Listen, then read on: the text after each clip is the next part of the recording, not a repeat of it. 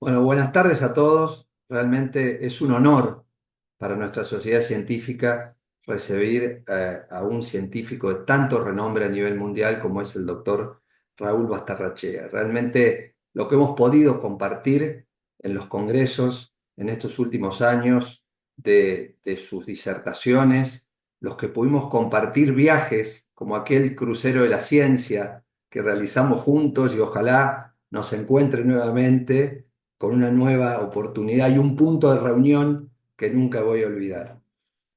Antes de presentar al doctor, el Comité Argentino de Obesidad de la Asociación Médica Argentina, OAMA, y SAOTA, la Sociedad Argentina de Obesidad y Trastornos Alimentarios, que están fusionados en esta tarea científica, nos complace invitarlos a nuestra siguiente, les voy a pasar algunos avisos parroquiales, a nuestra siguiente actividad científica que va a ser el 10 de julio, donde vamos a entrevistar al doctor, voy a tener el placer de entrevistar yo al doctor Carlos Monteiro, referente mundial en investigación y epidemiología, y hablaremos sobre el sistema NOVA, su creación, su desarrollo y su implementación en obesidad y en enfermedades relacionadas a las transiciones alimentarias. También quiero invitarlos a nuestro Congreso Argentino Nacional de Obesidad y Nutrición, que se va a desarrollar en la sede de la Asociación Médica Argentina AMA en la ciudad de Buenos Aires, capital federal, el día 7, 8 y 9 de octubre. Las inscripciones ya están disponibles para todos ustedes a partir de nuestra página web que es coama.org. Ahí tienen un link donde los va a direccionar a la página web de la Asociación Médica Argentina. Dicho estos anuncios parroquiales, vamos a dar formalmente.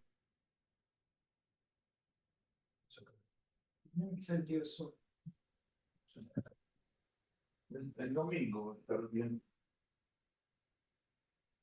Nos quedamos sin sonido. ¿Ahora me escuchan? Ya mañana.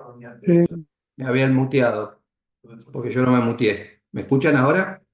sí. Sí, sí, ¿A dónde nos quedamos en la invitación, o sea, en la formalización No, de la presentación? sí.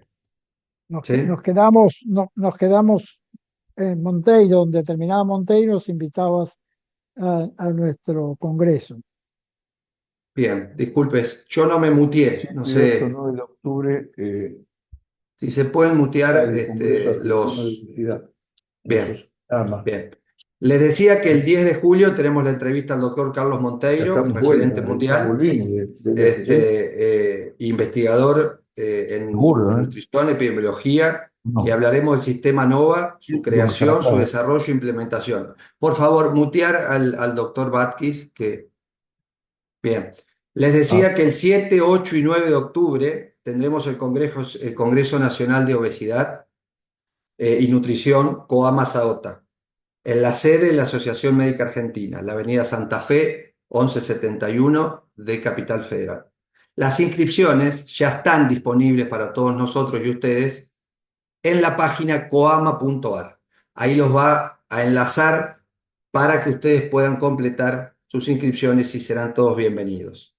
Bueno, ahora sí, disculpen con los errores técnicos, no sé qué pasó, pero voy a dar presentación a nuestro disertante entrevistado en el día de hoy en estas jornadas científicas. El doctor Raúl Bastarrachea es médico investigador, reconocido internacionalmente por sus contribuciones a la investigación en obesidad, diabetes tipo 2, resistencia a la insulina, neuroinflamación y enfermedades cardiometabólicas.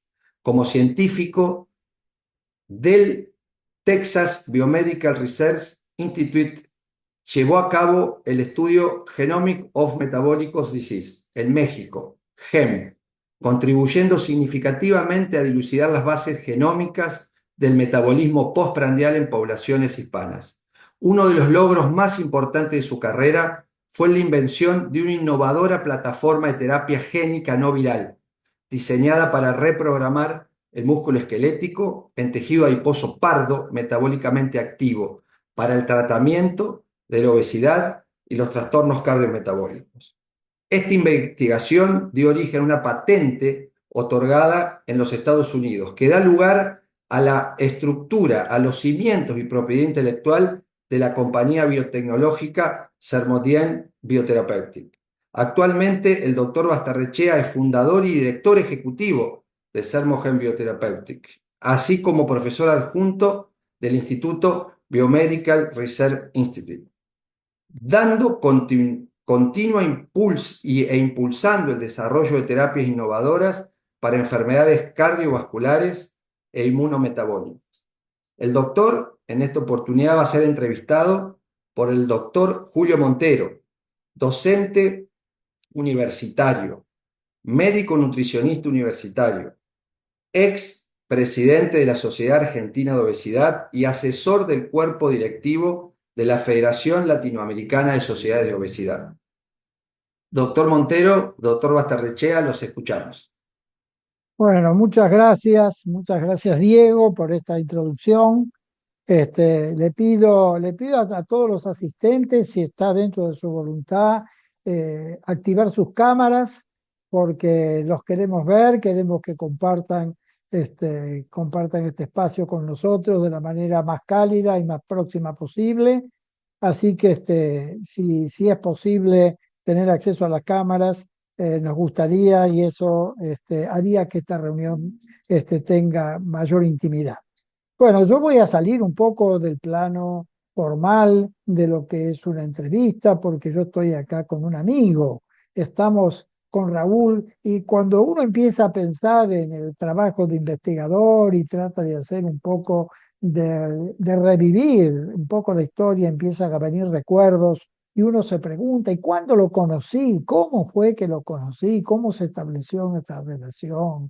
Y yo haciendo memoria, y vos me podrás corregir o complementar, Raúl, yo creo que fue en Long Beach, me parece, en el año 2000, estuvimos en un congreso de la NASO, de la Sociedad Norteamericana, y ahí nos conocimos, ¿no? Y yo tuve la suerte, en aquel momento no sabía que iba a tener la suerte de conocer a Raúl, porque fue nuestro primer encuentro y después mantuvimos de esta relación todos estos años, que se fue intensificando y de la cual tengo que reconocer que yo en esta entrevista tengo un gran conflicto de interés, porque he salido muy beneficiado de mi relación con Raúl Bastarrechea a lo largo de estos 25 años. Así que realmente es mi declaración de interés como entrevistador.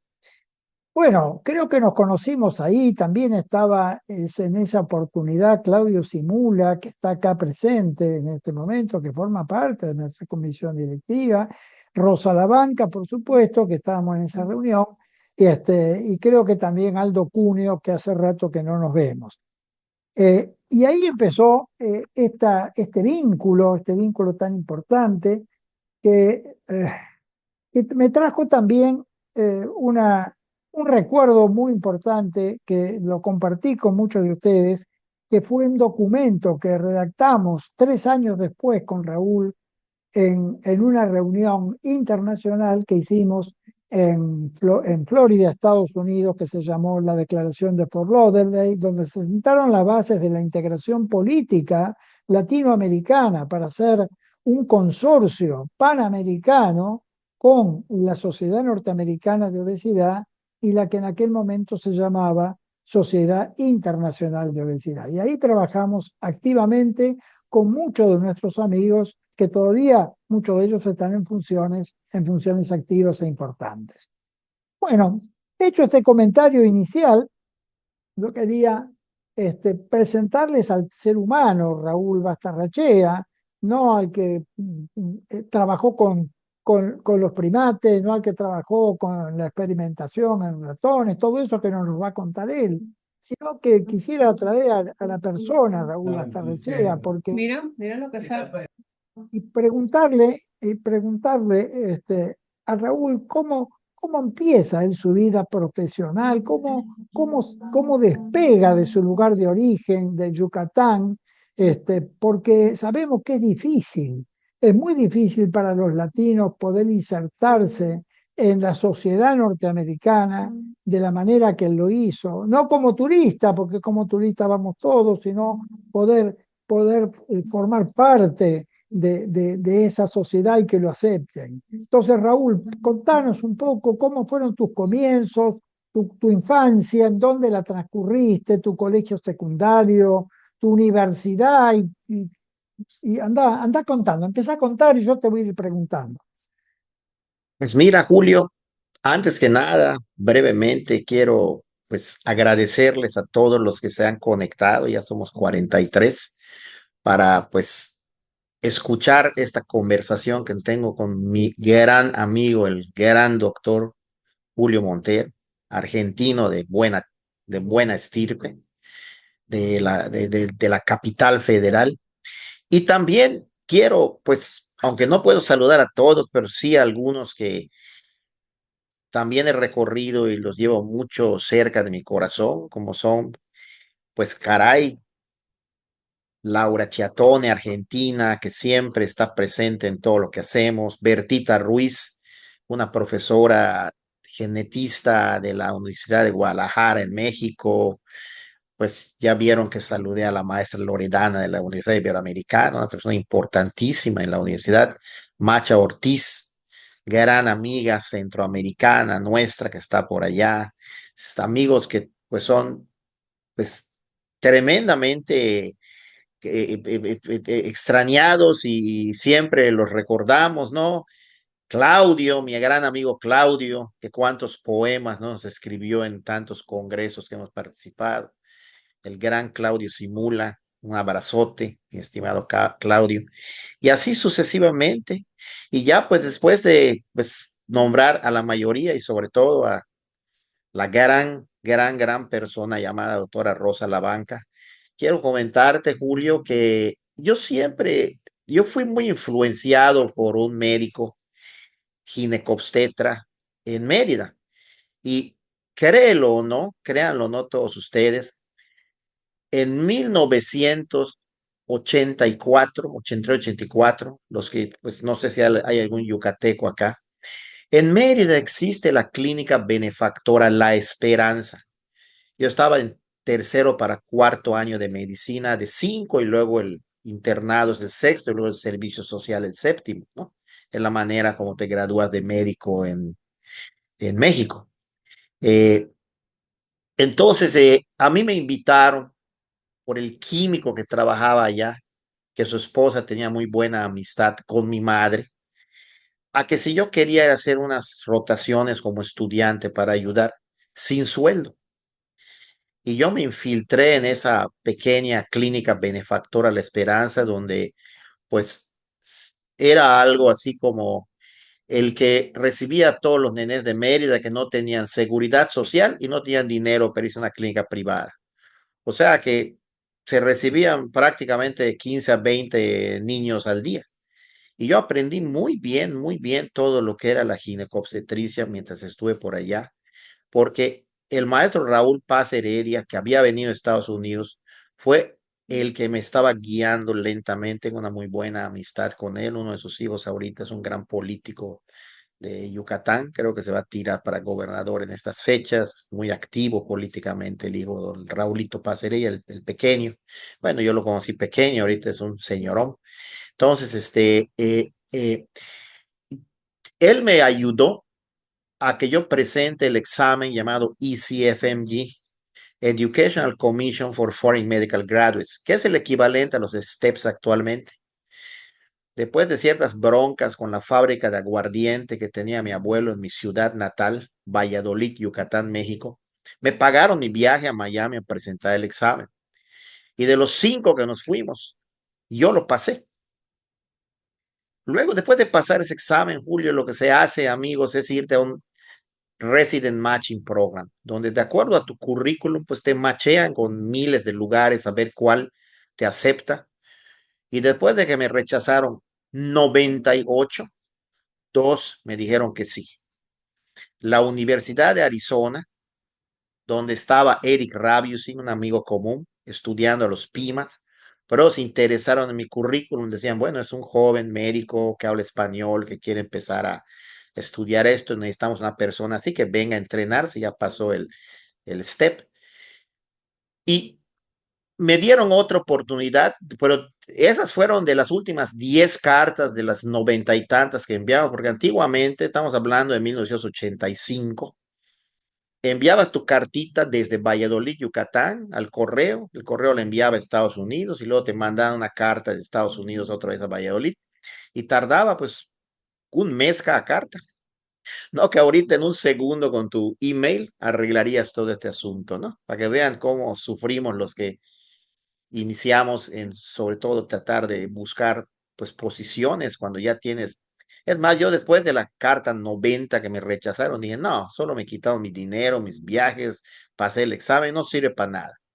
Y empecé yo a desilusionarme hasta que llegó y me aceptó la Universidad de Ohio, Ohio University en Athens, con el Oblenes Memorial Hospital.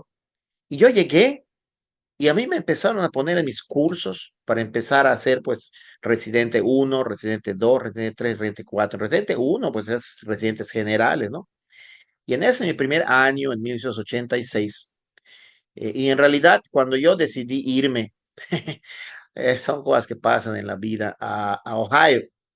La razón por la que no me quise ir a Arizona fue que cuando chequé cómo era la temperatura,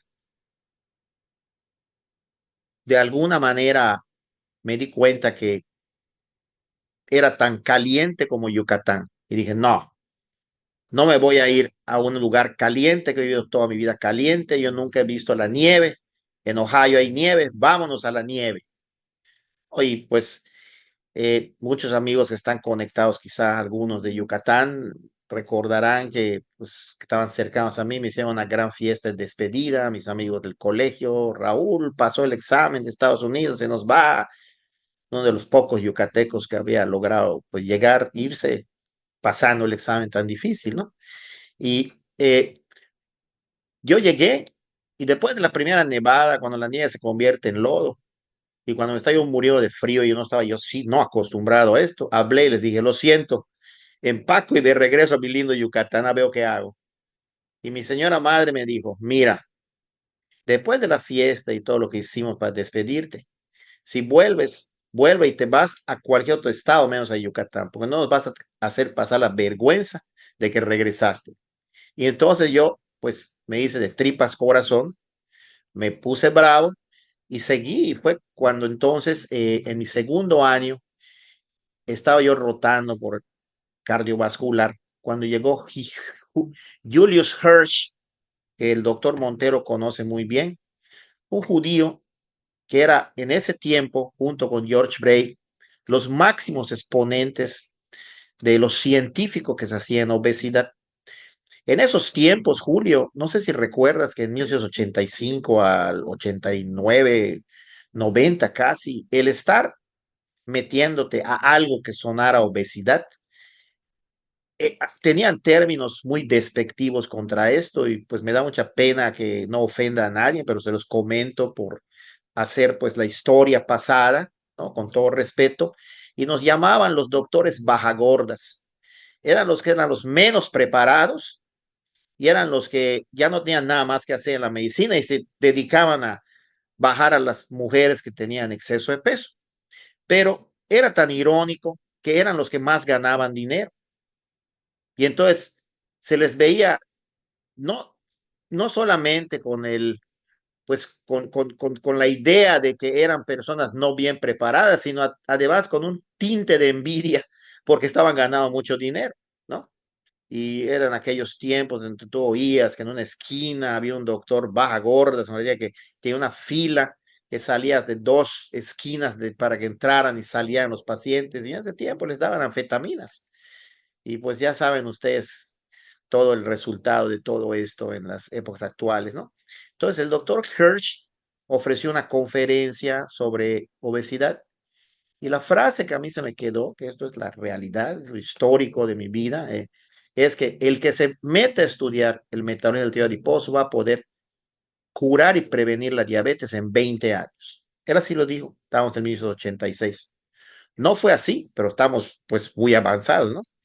Entonces, a mí me fascinó tanto lo que oí, que hice Tierra y Milagros, me cambié a hacer un entrenamiento mixto de MD, PhD, que en ese tiempo no eran tan exactos como son ahorita, era investigación y clínico, pero bajo esta nueva, ese nuevo programa que tenían para estudiar prevención de enfermedades cardiovasculares y obesidad, así se llamaba.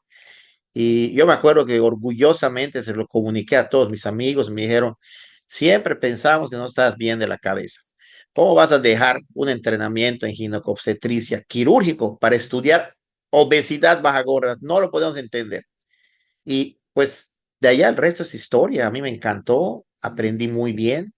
De allá, como todo buen yucateco, mexicano, creyente en hacer bien por sus lugares de origen, ¿no? Nosotros en Yucatán, pues aquí está la doctora Sarita Pérez Canula, aquí está la doctora, sé que estamos escuchando ahorita, es una gran, la doctora Sara, una gran amiga mía que iniciamos haciendo todo, así como en un día tú lo iniciaste tú lo iniciaste en Argentina con la doctora Sara, nosotros iniciamos lo que se llamó la Compenuco, el colegio yucateco de,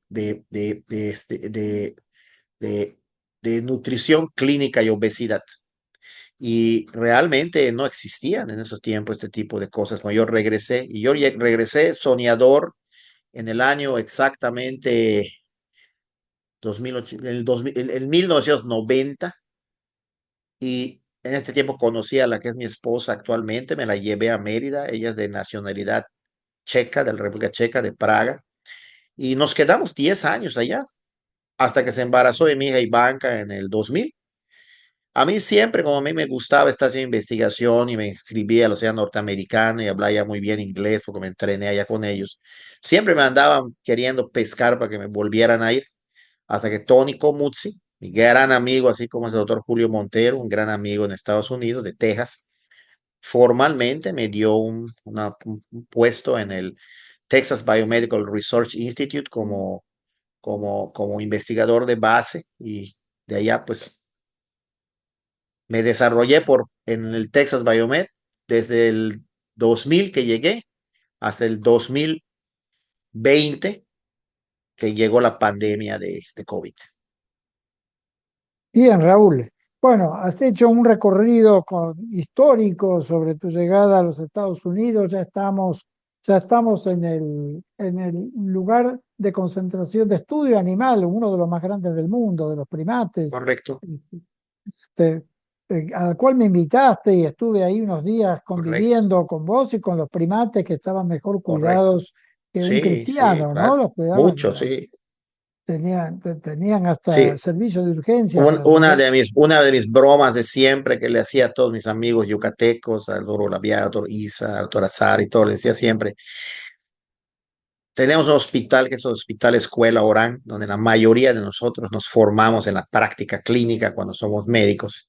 Yo les decía, estas personas que se tienen en el Hospital Orán están menos cuidadas que los primates que tienen su hospitalote de primer mundo, ¿no? Porque pues en ese hospital donde trabajamos para hacer investigación y para también tratar a los animales, había de todo, había como medir las CES para medir angioplastías coronarias, había resonancias magnéticas por imágenes, había todo lo que tú quieras. Había o sea, era un hospital realmente desarrollado ¿sabes cómo son los gringos? Y era el centro más grande en Estados Unidos de primates para investigación médica y biomédica y teníamos 6,000 animales, 6,000, imagínense. Yo, mi oficina, ¿Cuáles tú la fueron conociste. tus principales, tus principales investigaciones ahí? ¿Cuáles fueron los temas que abordaste? Mira, una de las cosas que sí con orgullo te puedo comentar, Julio, comentar a los amigos que están acá, es que a mí, proyecto que me daban, era proyecto que terminaba y terminaba en publicación. Y todos los que me preguntes, te conteste, solo se van a PubMed, ponen Bastarracha RA y pueden leer el artículo. Esa es una de las cosas que quizá en mi currículum se distinguió para poder ascender rápido, ¿no? Decían, Raúl, cuando le das algo, lo termina y publica. Y es muy difícil para los que llegamos entender esto, porque cuando no lo entiendes, estás muy cómodo con tu sueldo y no empiezas a buscar tu propio dinero.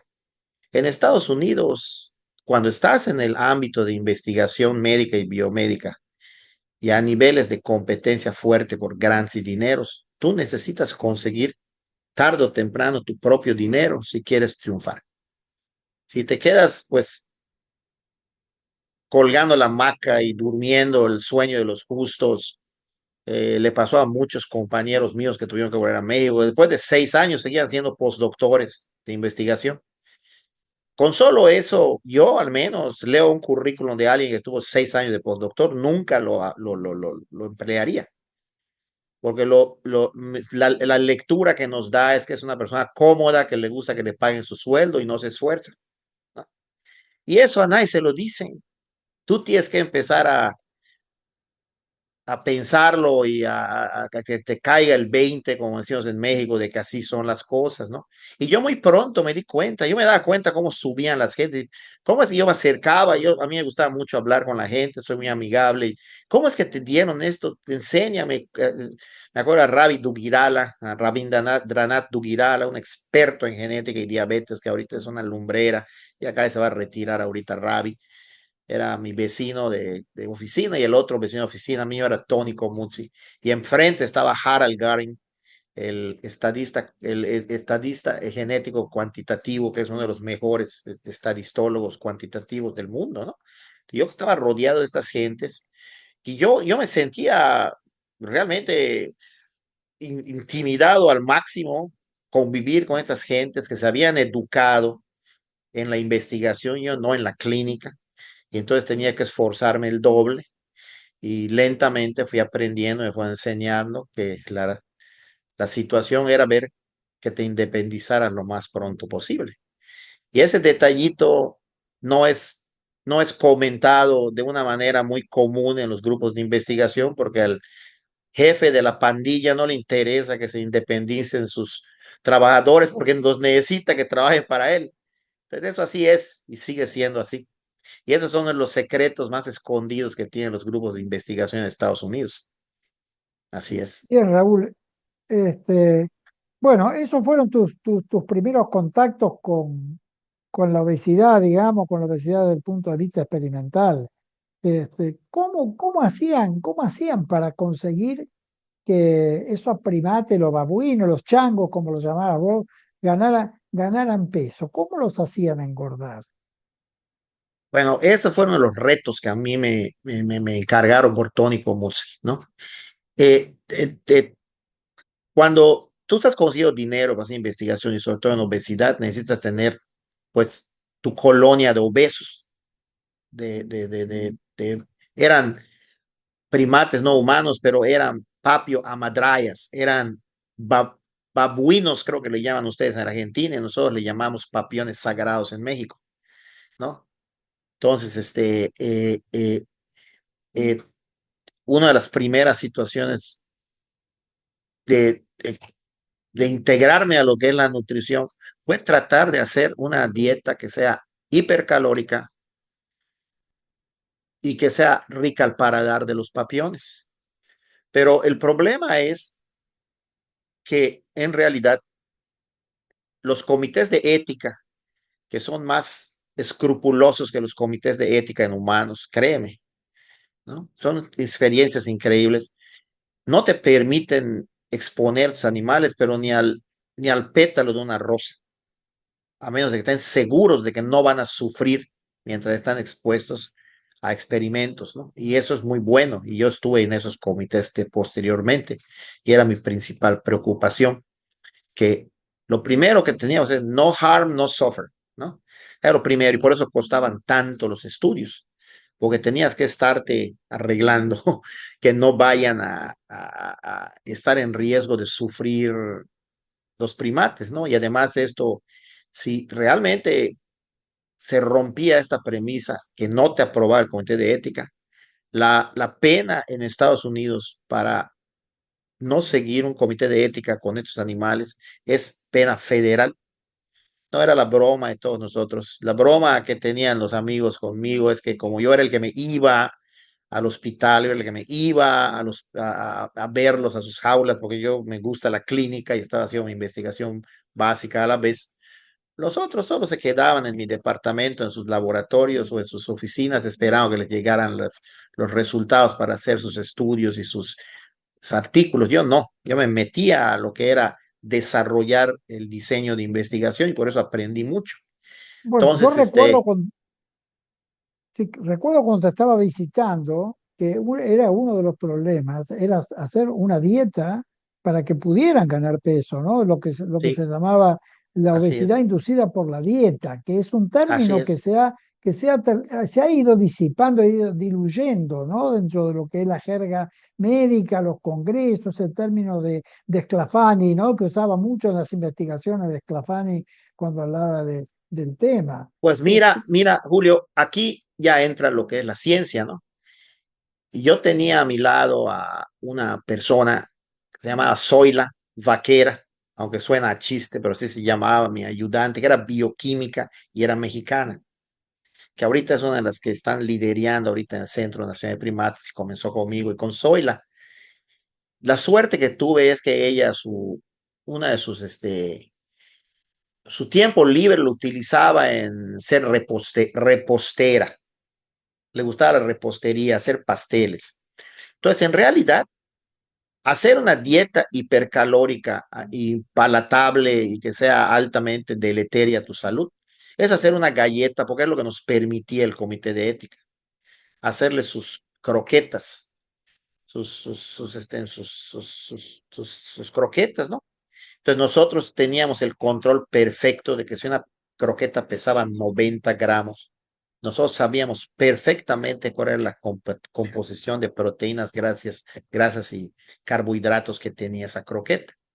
Y para nosotros era muy fácil alimentar a los animales en su jaula, pesar cuánto era lo que tenían estas croquetas, eran 10, 20, 30 que les ponías, y luego al final del día tú veías cuántas sobraron, restabas el número de croquetas, multiplicabas por el número de calorías y hacías tu composición. Y Pero ¿cómo nosotros conseguían que comieran como para ganar peso? Porque el animal tiene una era un, regulación. era un ensayo-error. Yo me tomé, como nadie lo había intentado, a mí me tomó, está publicado. Llegó Paul Higgins. Paul Higgins es un investigador extraordinario. Eh, ¿Qué pasó acá? Algo se movió. No, no pasó Ah, nada, no, no es un cambio ok. en las cámaras, no. Ok, ok. Era un investigador extraordinario, doctor Paul Higgins, que ahorita trabaja en un centro chino de primates no humanos. Es jefe completo. Hay cuentos de que él es el que maneja todos los secretos de investigación de los chinos actualmente en primates. Es amigo mío, Paul. Y con él y con Zoila, nosotros pudimos desarrollar lo menos 50 galletas con diferentísimas cantidades de calorías y composición de micro y macronutrientes, ¿no? Y era un ensayo-error, compramos chocolate, compramos harina, compramos azúcar morena, lo que se vende. Intentamos hacer una galleta, ¿no? Una de las claves que lo más sencillo en investigación es lo que tienes frente a tu nariz y no te has dado cuenta que está, pero cuando lo descubres es cuando triunfas. Es que Zoila, como hacía pasteles, tenía que usar unas sustancias que hacen que se endurezcan partes del pastel y se vuelan como caramelo.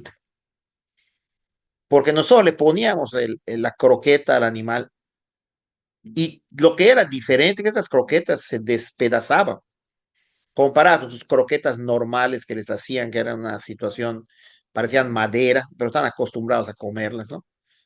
Y de repente, cuando les agregamos esa sustancia, que no sé ni cómo se llama ahorita, ya se me olvidó, que hace que se endurezca, pues cuando estás haciendo un pastel, que esté durita las cosas, que puedes poner hasta pues figuras en el pastel, ¿no? Y son parte del pastel. Le echamos esa sustancia y se volvieron perfectamente duras, tenían la consistencia y el peso. y se las empezaron a comer el cuádruple, el quíntuple. Y otra cosa que también nosotros hicimos fue imitar al refresco de cola, que hasta ahorita me cuesta trabajo decirlo porque los abogados del Texas Biomed nos prohibieron con P mayúscula que digáramos la palabra Coca-Cola, ya la dije, pero no podíamos decirla que porque nos podían demandar.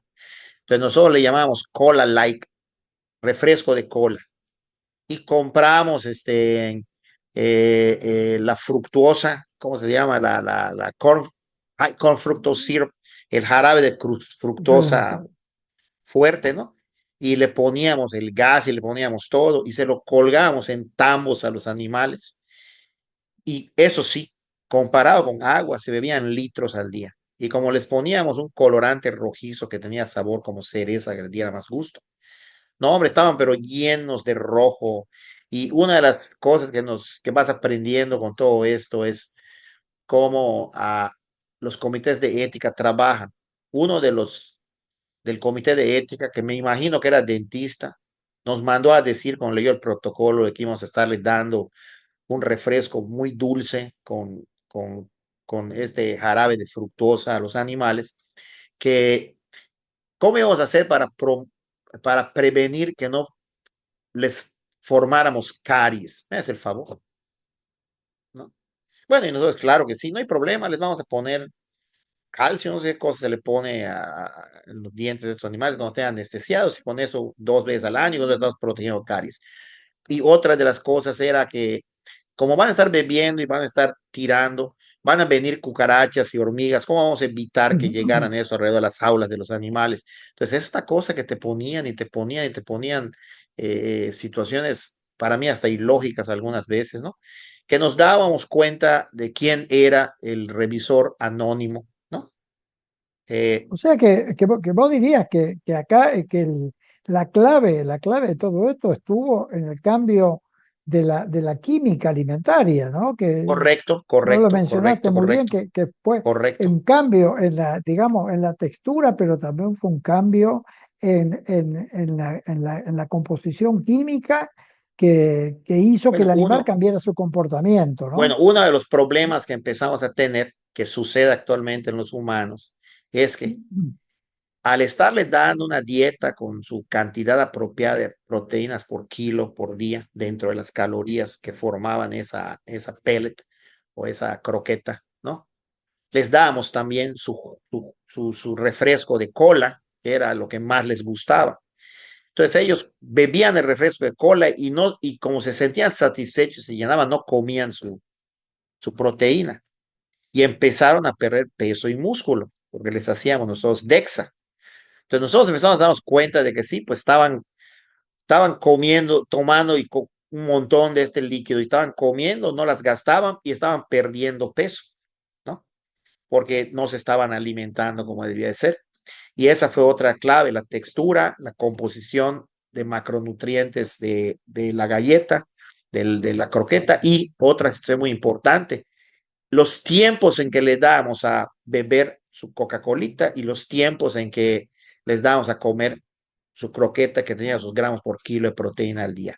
Y de repente, requete bien, comenzó el asunto ¿cómo se llama?, a funcionar y estos animales empezaron a engordar terriblemente, como dice el paper que tenemos publicado. Los animales contra sus controles se comían igual. En 6 semanas aumentaban de 4 a 5 kilos, cosa increíble en un animal. Y ya entonces teníamos otro modelo de obesidad.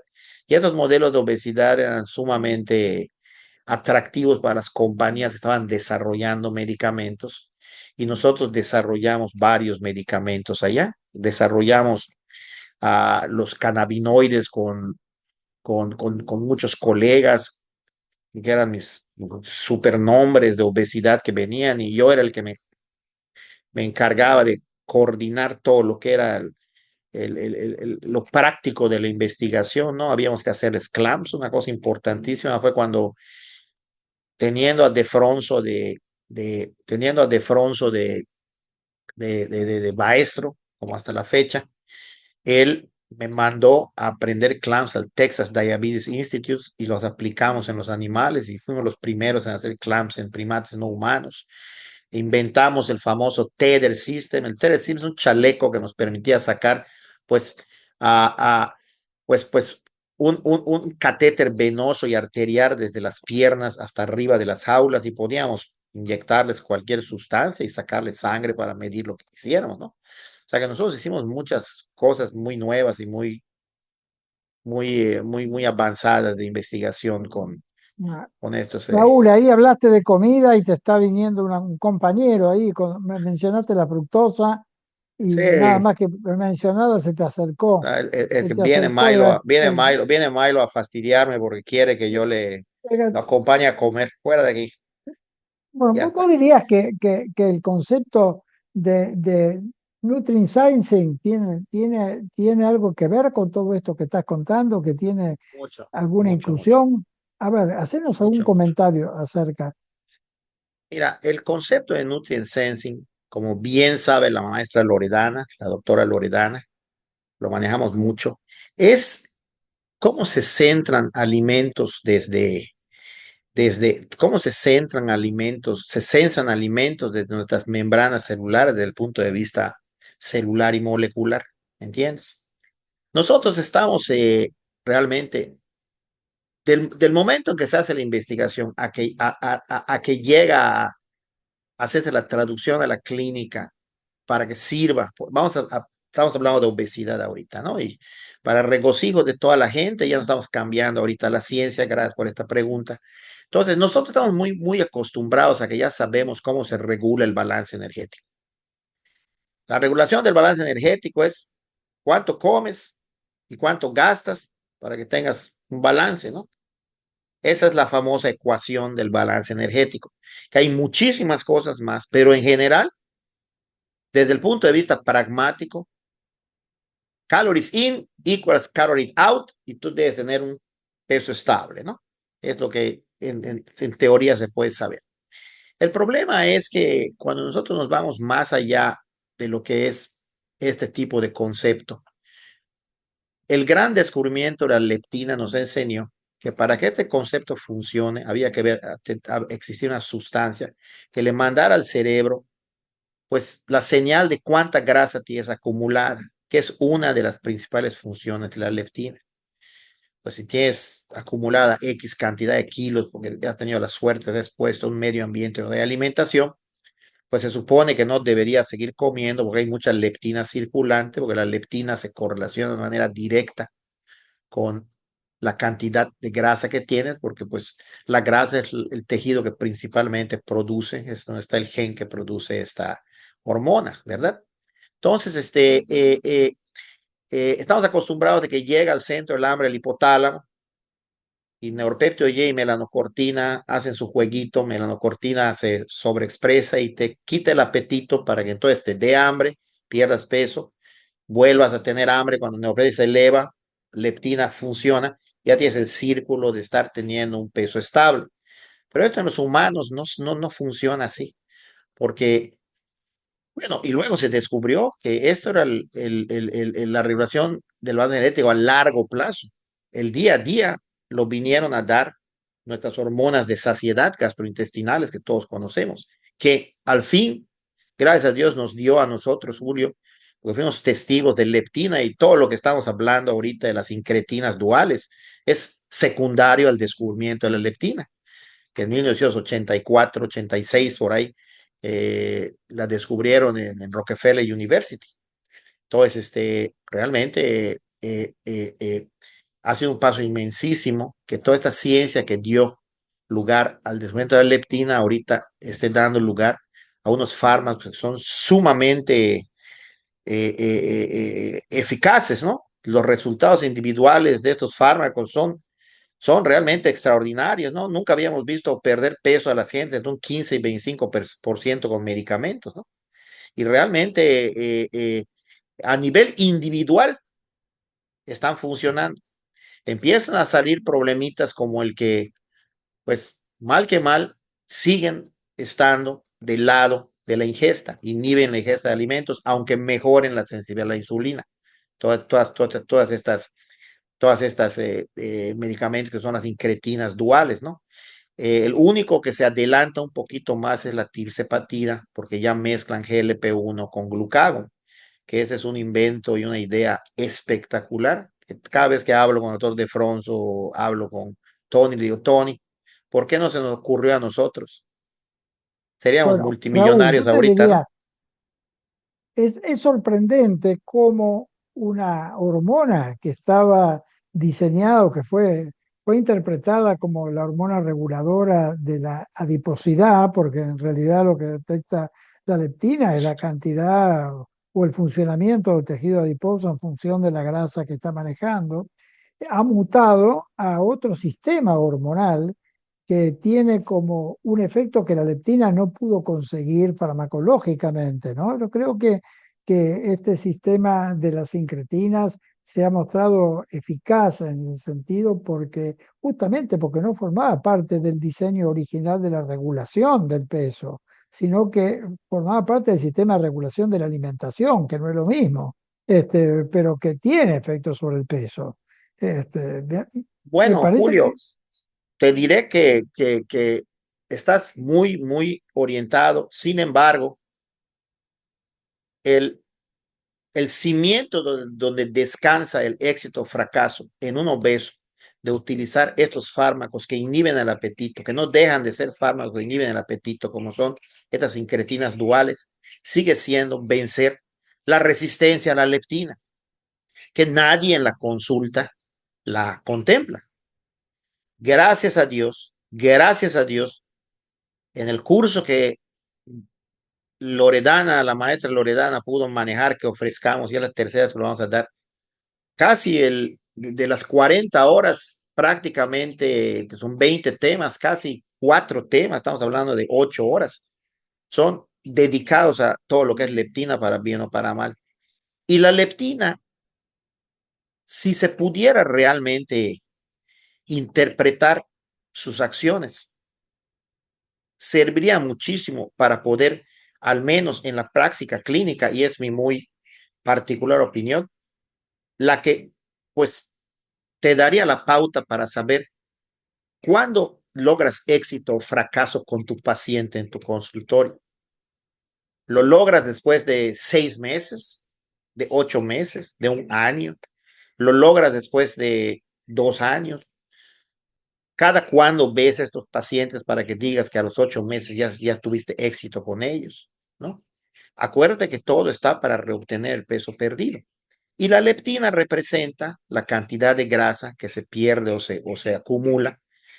Si está acumulada en exceso, que es la definición de obesidad con un índice de masa corporal mayor de 30, pues entonces tú lo que vas a tener es un paciente que tiene un exceso de grasa hasta allá, sin saber si es funcional o disfuncional. Y al llegar a querer eliminarla, todos los mecanismos que hacen que tú reobtengas el peso perdido se ponen a funcionar. Porque cuántas veces no he dicho en mis miles de pláticas que la grasa es el instinto de conservación de la especie humana. Pero cuando yo digo esta frase, detrás de mi cerebro lo que está es la leptina es el instinto de conservación de la especie humana. ¿Por qué? Porque desafortunadamente, no sé por qué nosotros aprendemos como al revés la medicina, ¿no? Lo que más nos enseñaron era que la leptina inhibe el apetito, es la hormona de la delgadez, del leptos delgado. Y es muy cierto, pero es su actividad secundaria.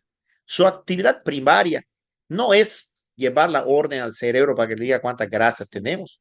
Eso es simplemente porque está circulando y el cerebro sensa que hay mucha leptina y hay mucha grasa y no tienes por qué comer. Pero eso se rompe en el ser humano porque hay resistencia a las acciones de la leptina. Pero el principal punto aquí es que en realidad, así como la insulina regula el metabolismo de los carbohidratos, en los tejidos no adiposos, la leptina regula el catabolismo de las grasas y la beta oxidación de las mismas en la mitocondria. La leptina está al frente de la biogénesis mitocondrial. Cuando la leptina señaliza en su receptor, en hígado, en músculo, en corazón, en riñón, donde hayan receptores de leptina, va a hacer que genes específicos den lugar a beta oxidación para que ese tejido no caiga en lo que se denomina lipotoxicidad, que es desde el punto de vista celular y molecular, no el inicio, pero la clave de que en todo tu organismo, porque está sucediendo en cada uno de los órganos, exista esta toxicidad por exceso de lípidos que no pueden, pues, utilizarse en la mitocondria, y entonces viene que aparezcan enfermedades cardiovasculares o metabólicas como la diabetes y el infarto. Y eso es muy cierto. Eso sucede en todos lados, ¿me entiendes? Y uno de los puntos importantísimos en la práctica clínica que manejamos muchísimo en estos mis cursos, que le agradezco a las universidades que me han permitido darlos. Los muchachos se divierten muchísimo, te lo juro.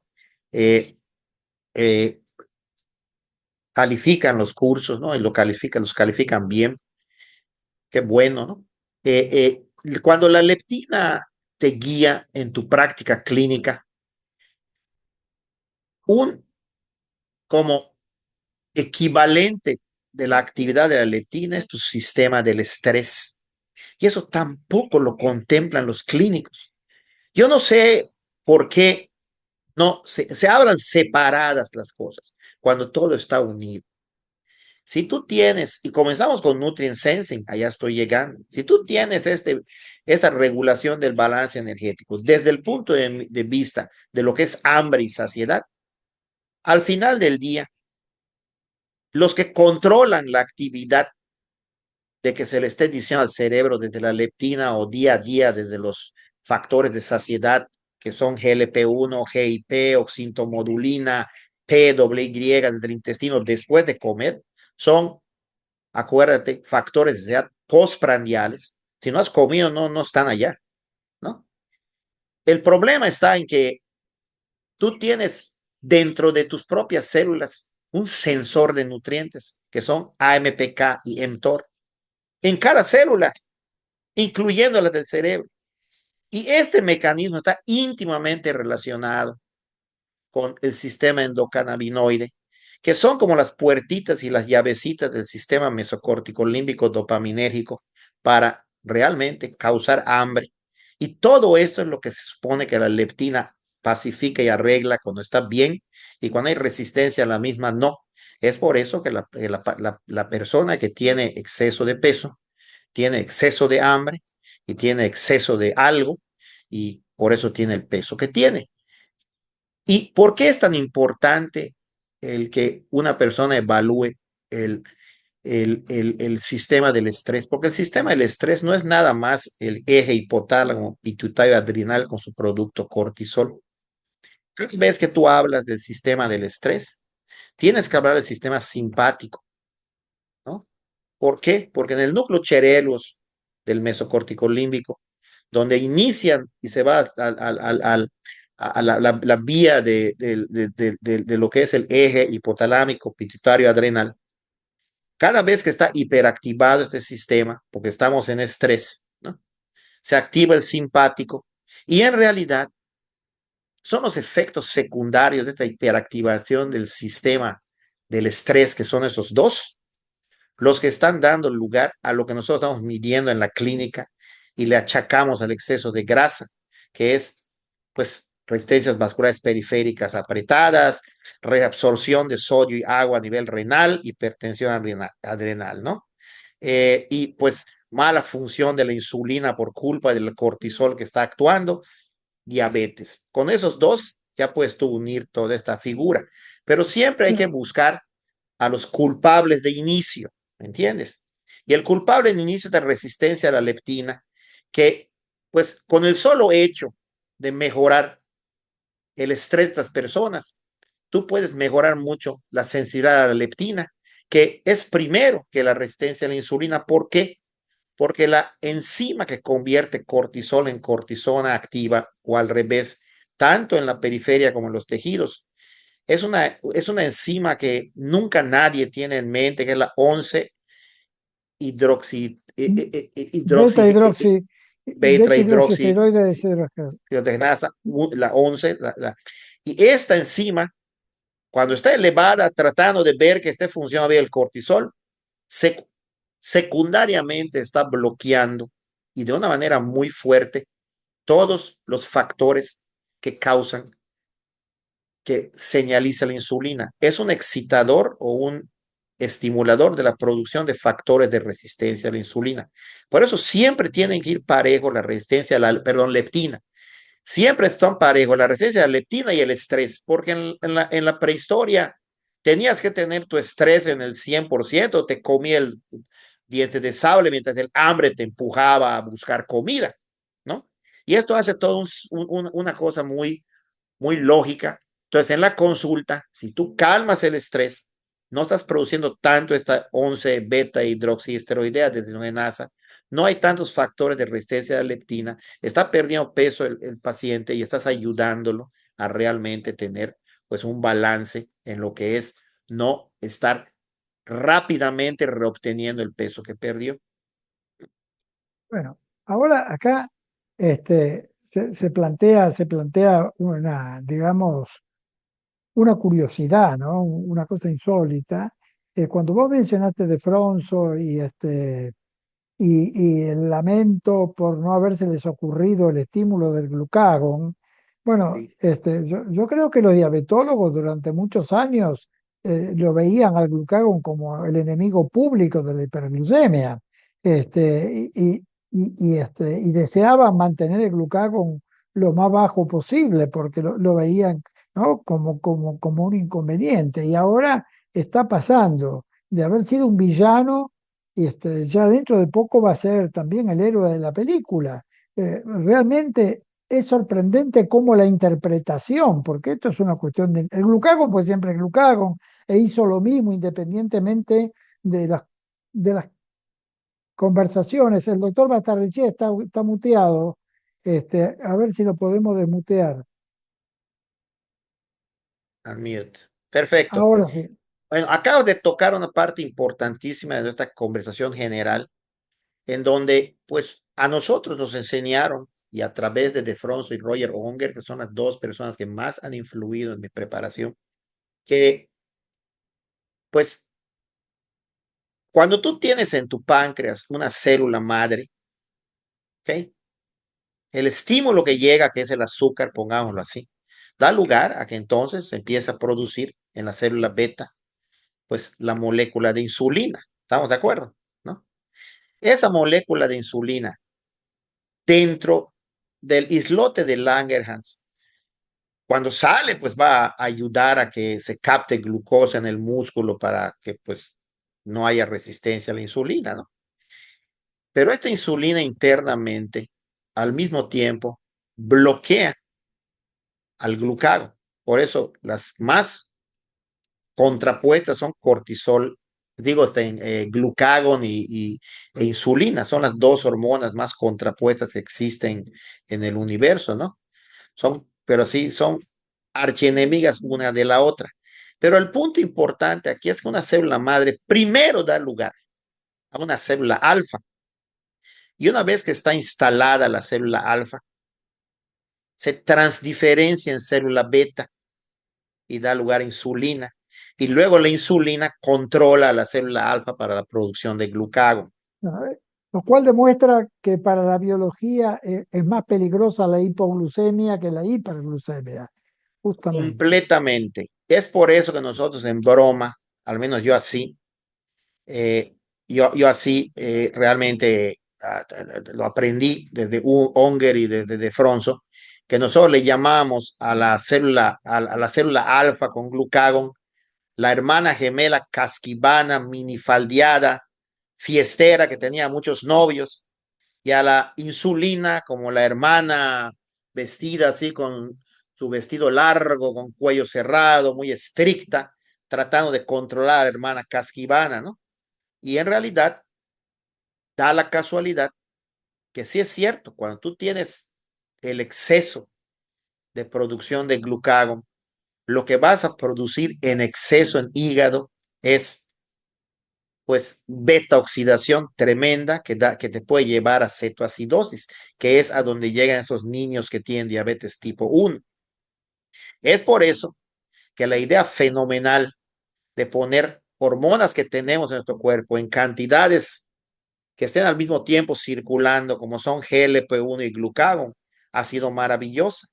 Es por esto que la tirzepatide ha sido propuesta como el primer fármaco inventado que va a aplicar para ser la primera opción para hígado graso.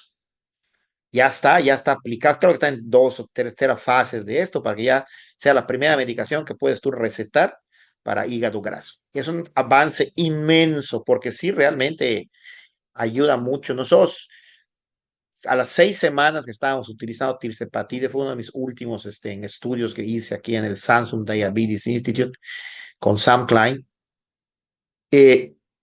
A las 6 semanas antes y después, no, el hígado se veía amarillo lleno de grasa. Y 6 semanas después, la resonancia magnética por imagen daba un hígado azul ya sin grasa. Increíble, increíble. Era como si derritieras toda la grasa de ese hígado específicamente por la actividad del glucagón que le estás aumentando y que estaba circulando aún en presencia de circulación de insulina.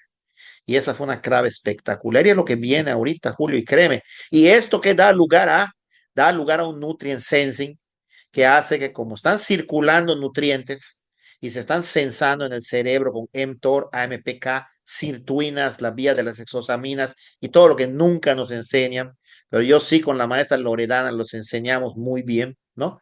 Están sensando que está circulando substrato de alta energía y eso es lo que te quita el hambre, ¿no? O sea, el efecto secundario de las acciones es la que hace que te venga a quitar el hambre cuando tienes un nutrient sensing secundario a una actividad.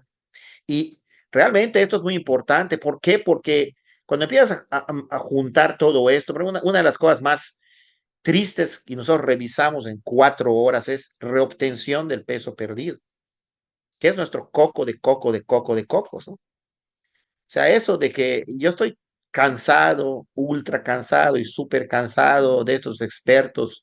Ya hay una nueva categoría que se llaman los influencers científicos, que pues es muy importante alguien en ciencia cuando publica el artículo más reciente de algo. Pues eso no es que sea científico, simplemente estás abusado buscando algo, ¿no? Para que te conozca la gente. Pero después de ver a este muchacho Tim, que lo volvieron famoso en 3 días de 4.000 a 4 millones por el famoso argentino influencer. Ya estamos en otro mundo, ¿no? Los medios de comunicación te hacen triunfar o desaparecer en un segundo actualmente, ¿no? Entonces, Tim Payne, el neozelandés. Entonces, esto es lo mismo, ¿no? Entonces, ¿a qué voy? Que en realidad, cuando tú hablas de reobtención de peso, allá entra algo que nunca estamos contemplando, Julio, y a mí me frustra mucho. Es la otra parte de la ecuación, el gasto energético. Y nosotros solo estamos realmente pensando en el gasto energético como algo de, de, del ejercicio. No, lo principal que tienes tú que aprender es cómo controlar esos genes ahorradores que heredamos, porque allá hay un mundo inmenso para conquistar, que estos genes ahorradores que heredamos de nuestros antepasados, porque los que se morían, pues utilizaban mucha grasa y los poquitos que utilizaban grasa y con la poca que tenían estaban caminando y con lo que no había comida, pues sobrevivían y llegaban a nuestras fuentes de alimentación. Y eso que estamos heredando ahorita, estos genes ahorradores, también son genes que en alguna persona es mucho más penetrante, estos genes ahorradores, o mucho menos. Es por eso que tú, pues, ves que hay una persona que tiene un índice de masa corporal de 27 y es diabético. Mientras hay uno que tiene un índice de masa corporal de 30 y no es diabético. Solo le falta en su umbral 1 kilo más. Bueno, Pero desde justamente, ¿cómo se puede explicar que haya la misma patología en pacientes diabéticos, en pacientes obesos y en pacientes que no lo son? O sea, esto ha dado lugar a que Ruderman generara toda esa nomenclatura de decir metabólicamente obesos, pero no son obesos. Entonces, y esto ha generado también todo este nuevo discurso sobre la clasificación y el diagnóstico de la obesidad, que algunos pretenden este, diagnosticar obesidad con índice de masa corporal por debajo de 30, por debajo de 27, por los trastornos metabólicos, ¿no? O sea, Mira, cómo Julio, ves todo, ¿qué toda esa quieres que yo te confusión? diga? Si me lo preguntas a mí, estás, pero, o sea, el que, el que se pueda, si fuéramos a discutir esto en un foro académico, pues te aplasto como una aracha gacha, como decimos en México, ¡pop! Te destruyo científicamente porque aquí tú estás brincando de un factor permisivo, llámalo como quieras llamarlo. No haces ejercicio, no duermes bien, estás muy estresado, comes una comida alta en calorías, chatarra, y estás engorda y engorda y engorda desde estás adolescente hacia la adultez por tu vida que llevas a la redonda en este pues mundo que nos tocó vivir, que es un mundo besogénico, tóxico para acumular grasa, ¿no? Entonces, Dos minutos, da la respuesta. entonces, el problema aquí, mi estimado Julio, es que cuando tú tienes esta situación de, de todo este factor permisivo, te vas ya a la comorbilidad y tratas de tratar la comorbilidad y el factor permisivo.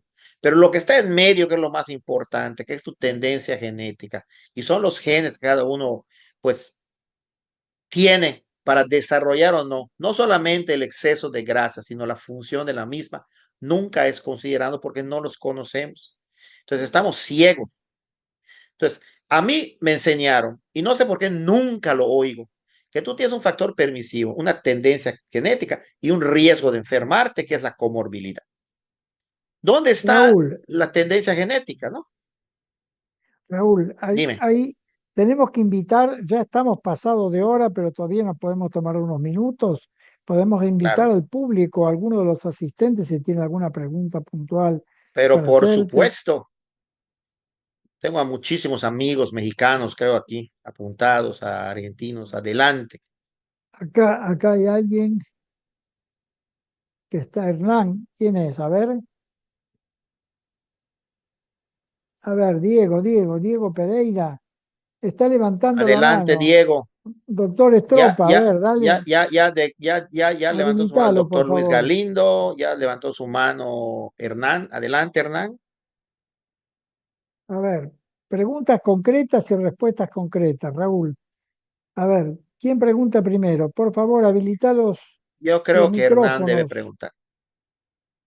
Es que los micrófonos creo que no están habilitados, ¿o sí? No sé, No, pero no yo no están oigo a Hernán. habilitados. Claudio Estropa, que es nuestro médico técnico, debería habilitar todos los micrófonos. Ahí ¿Aló? ¿Ahí está, me escuchan? ahí está ¿Me Ahora habilitado. sí, escuchan? Ahí está ahí habilitado. está habilitado. A ver, Buenas tardes, no sé si me escuchen, Claro que sí. sí. Adelante. pero no me ven, no sé si me pueden habilitar la cámara. Creo que por la voz es el gran doctor Hernán Sí. Yupanqui. Hernán Yupanqui. Ya que Gracias, hablamos de gracias, leptina, habla de leptina. Ya vos, Hernán Chupac. gracias. Julio y al doctor Raúl Bastarrachea, muchas gracias por esta plática o por esta conferencia, ¿no? Lindo. De tipo informal. Yo quería Qué bueno, hacer ¿no? mención a los ¿Lo tiene? pacientes. No sé si me escuchan. Tiene uno lindo, mira ahí. Me gusta el azul ese celeste, ¿no? Sí, ese es Lo que pasa es Bueno, que tienen que doctor apagar Márquez, sus, que cada uno por, apague por, sus micrófonos para que podamos escuchar al doctor Hernán. Ahora sí, Creo que no sé es, si ahora sí, continúo. ahora sí, ahora sí. Bueno, la primera parte, no sé si me escucharon, pero bueno, paso a la segunda. Con el doctor Bastarrachea trabajamos dos hermanas colombianas con déficit congénito de leptina, ¿no? Y ellas tenían diabetes, inclusive a una de ellas le hicieron cirugía bariátrica y recayó. Mi pregunta es, Raúl, eh, ¿por qué en estas pacientes con déficit congénito de leptina solo enfocamos la fisiopatología de la enfermedad al aumento del apetito, cuando la leptina tiene otros efectos, como tú muy bien has mencionado, en el metabolismo intermedio, ¿no? Has mencionado que es primero la resistencia a la leptina, luego la resistencia a la insulina. O sea, ¿cómo podríamos utilizar estas hermanitas para que los demás colegas de pronto entendamos un poco más que la leptina va más allá de quitar el hambre? Bueno, eso es muy bueno, ¿no? Primero que nada, comentarle a todos nuestros colegas que están conectados que ya existe un análogo sintético muy parecido a como es el análogo de GLP-1, el análogo de insulina para leptina, que se llama metreleptina, que es inmensamente caro, pero horripilantemente caro, y solo se utiliza y está, pues, se supone aprobado para utilizar cuando hay una deficiencia congénita de leptina, cuando pues de alguna manera tú demuestras que hay pues un gen que no funciona, que es el gen de la leptina que la produce, ¿no? Hay un defecto en el gen que produce leptina en el adipocito, que es lo que en mi laboratorio buscamos con las muchachitas muy obesas que detectamos en Colombia, que eran hermanas. Desafortunadamente, como cuando hay resistencia a la leptina, no dando más leptina lo vas a resolver. Es lo mismo que con la insulina, no dando más insulina vas a resolver la resistencia a la insulina. ¿Ok?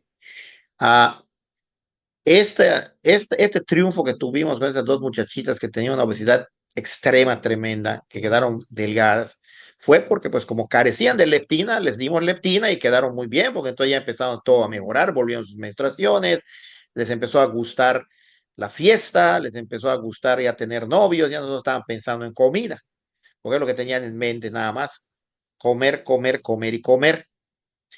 Aquí lo más importante es qué deja de mensaje este estudio que hicimos con el doctor Yupanqui, que es un estudio donde pues se supone que deben haber muchas más, pero al menos caracterizadas, con caracterización con K, de que nosotros descubrimos una deficiencia congénita de leptina en Latinoamérica, han sido solo estas dos muchachitas. Y lo que nos enseñó esto es la pregunta que para mí es la más importante: ¿por qué no se mueren si tenían un gen que, como el que descubrió en su momento nuestro buen amigo de la Universidad de Nueva York, ¿no? ¿Por qué no se murieron estas muchachitas si no tenían leptina, que es tan importante para sobrevivir?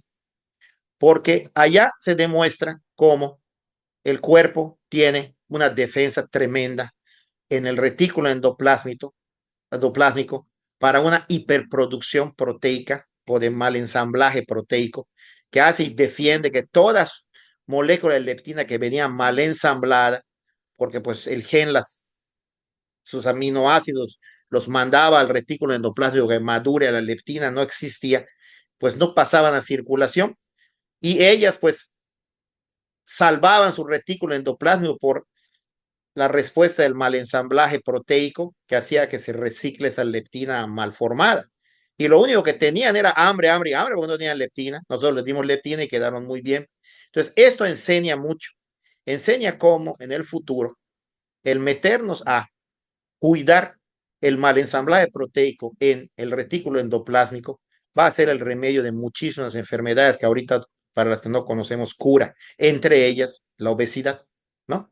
Y ese quizá fue el mensaje más importante, que no tenías cuántos emails recibo de muchos colegas, que fue fabuloso, porque si ustedes ven al graphic art, el abstracto gráfico del artículo que es publicado para todo el público, allá está todo este mecanismo de mal ensamblaje proteico, donde se ve como una leptina mal formada, ¿me entiendes? Porque hay una mutación sin sentido que descubrimos en estas muchachitas, o sea, no tenía función su gen para producir leptina. Ellas sobreviven, comen de más, llegan a la adolescencia, a la edad adulta, pero con súper sobrepeso, y nosotros las reducimos de peso.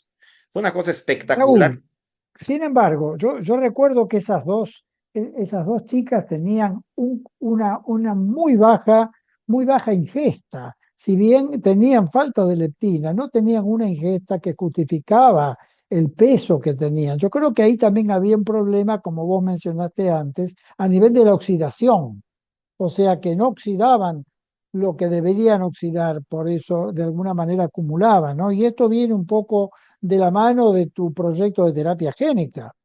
Si ¿O cómo querés no? hacer algún Bueno, te voy a comentario. decir, Julio, lo que nosotros vimos es que realmente cuando tú tienes bien tu leptina, a que no la tengas, hay una, ¿cómo se dice? Nutrition partitioning. Se empieza a redistribuir el sustrato.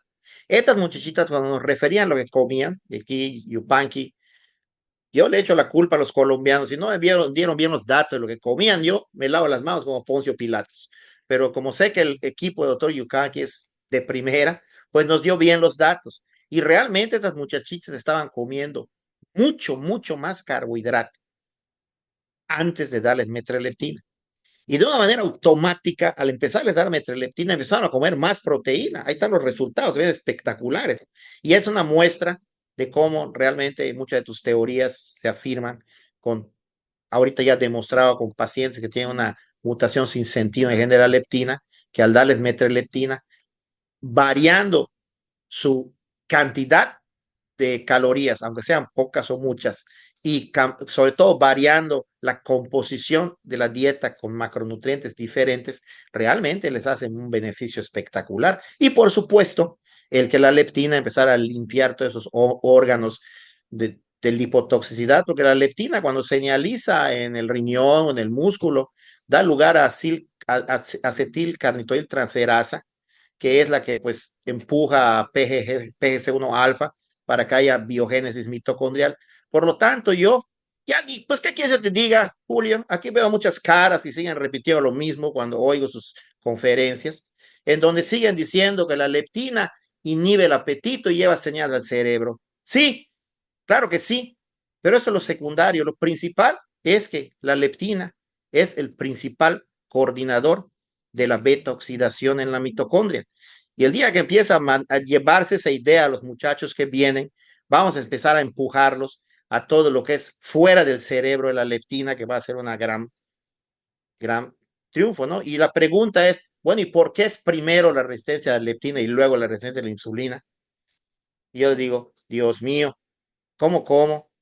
Cada vez que tú en el adiposito empiezas a estar produciendo TNF-alfa e interleutina 6 porque llegaron todos los macrófagos polarizados, porque ese adiposito está volviéndose disfuncional. Esas dos sustancias cuando salen a la circulación, ya es un sistema de alerta para que el eje hipotálamo pituitario simpático se alteren. Y es secundario a lo que está pasando en la grasa. En primer lugar, con la llegada de los macrófagos, que es el sistema inmune el que inicia todo esto.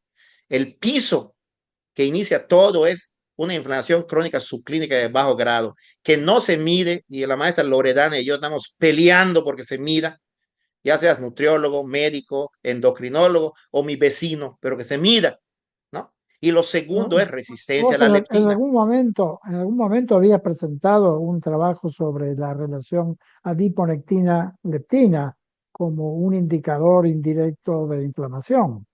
Este, no sé si lo tenés en mente eso. El eje Porque leptina-adiponectina, o sea, el radio, ¿cómo se dice en español? El ratio, coeficiente, la sí, proporción, el coeficiente, proporción.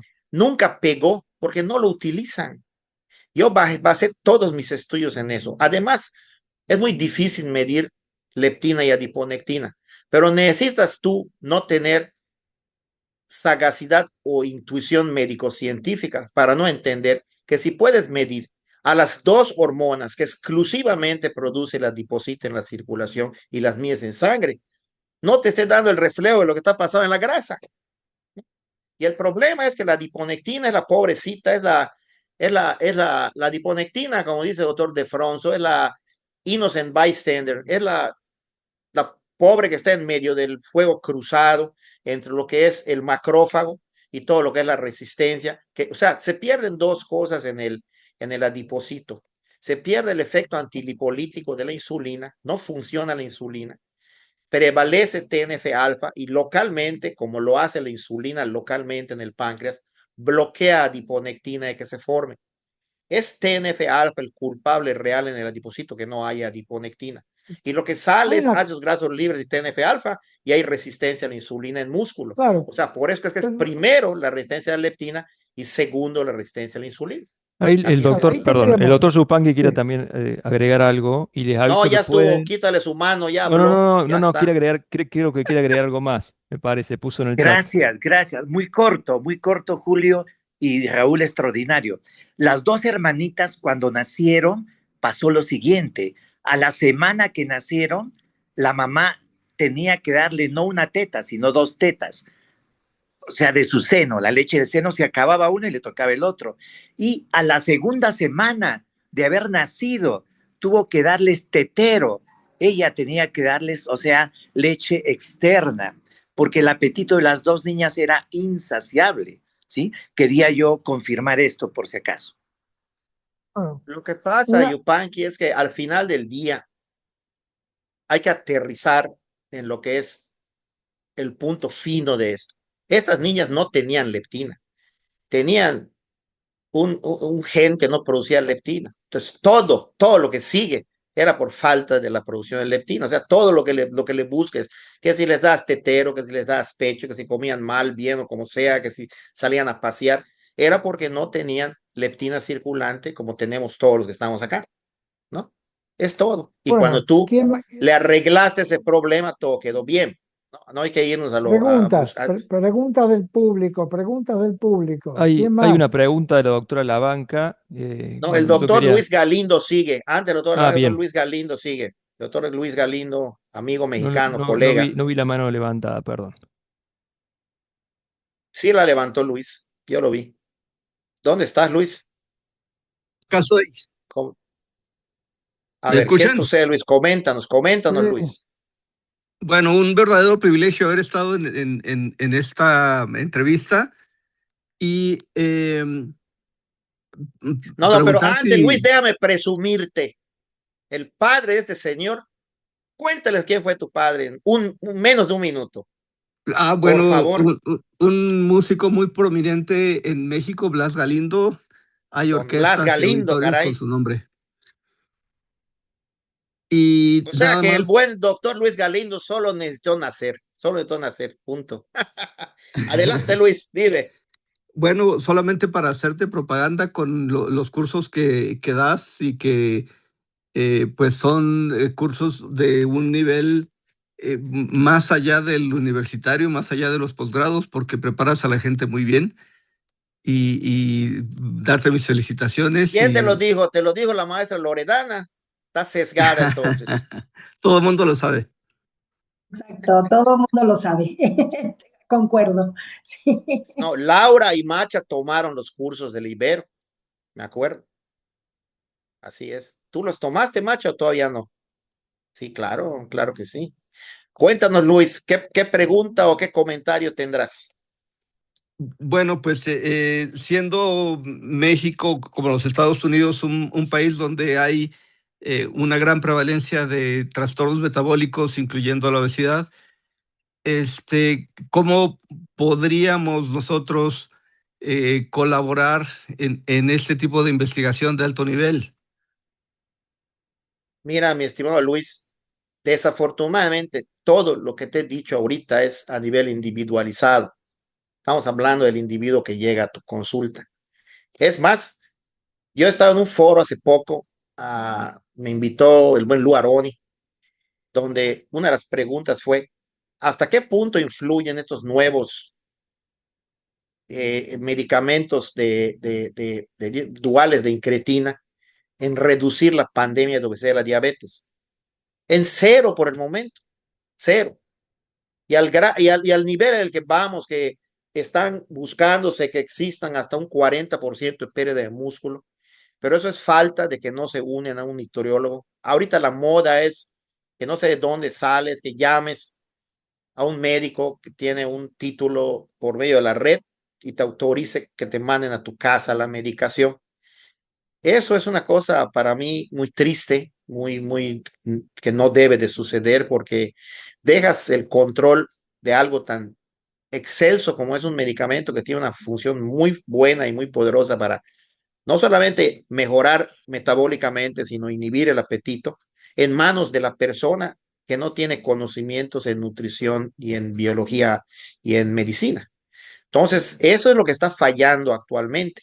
Entonces,